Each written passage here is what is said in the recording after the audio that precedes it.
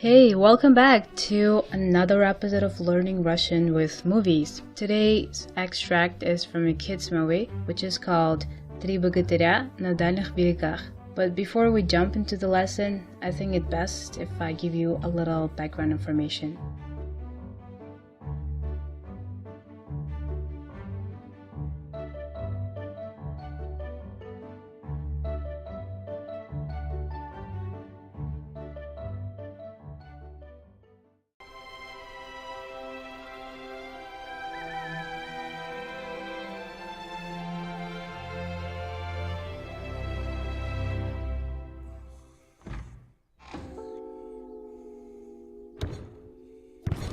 Пошли.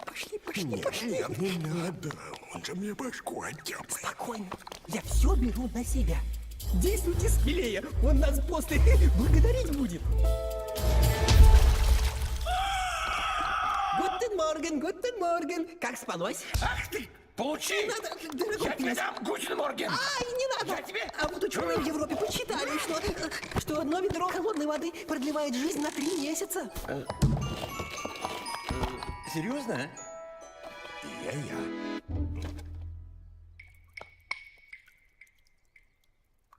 Фу. Пошли.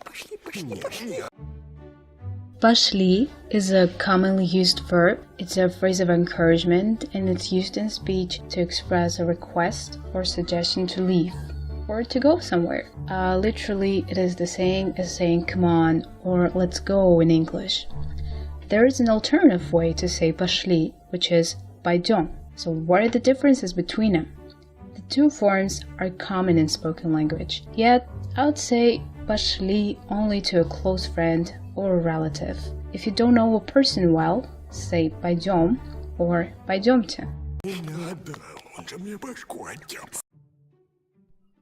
The expression нет, не надо is used as a way to ask someone to stop.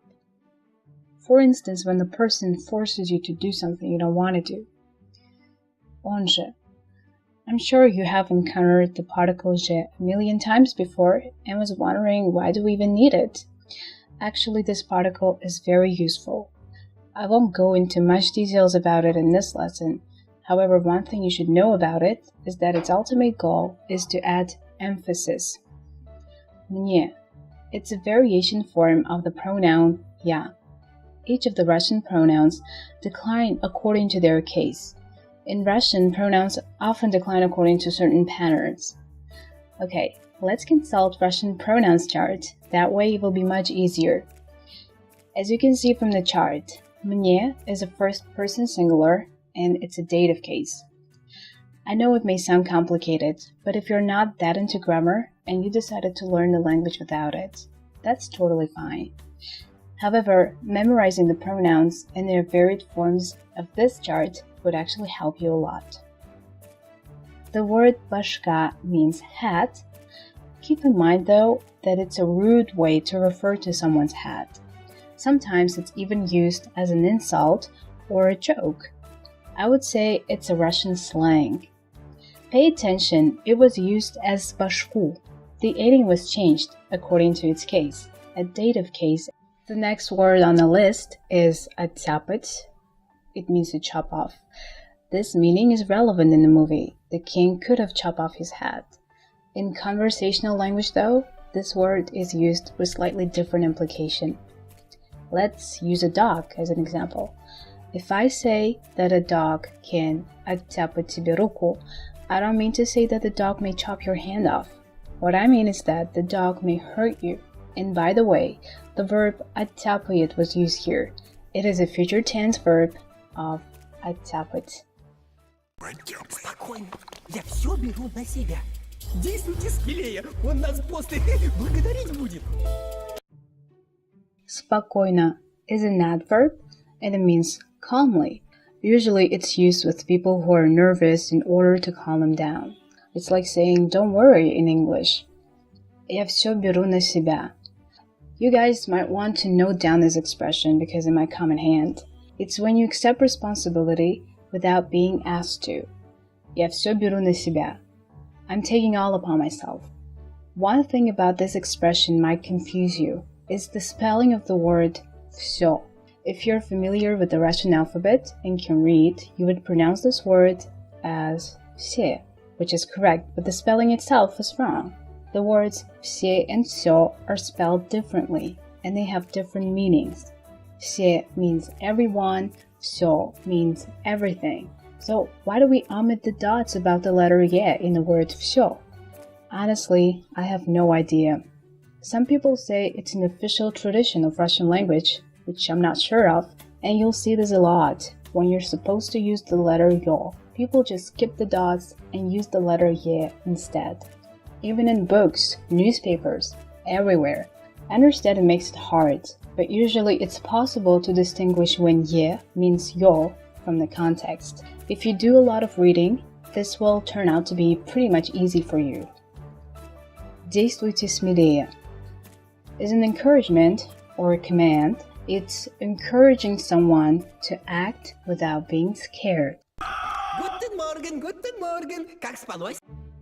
Guten Morgen. I think it's a cultural thing, and I hear people doing this a lot, using foreign words in their speech with explicit Russian accent. Even I do it sometimes, so next time if you hear someone doing it, don't assume they're crazy. It's just our way of being funny, and it's not meant to be a mockery. Как спалось? You can ask this question to find out whether the person slept well or not.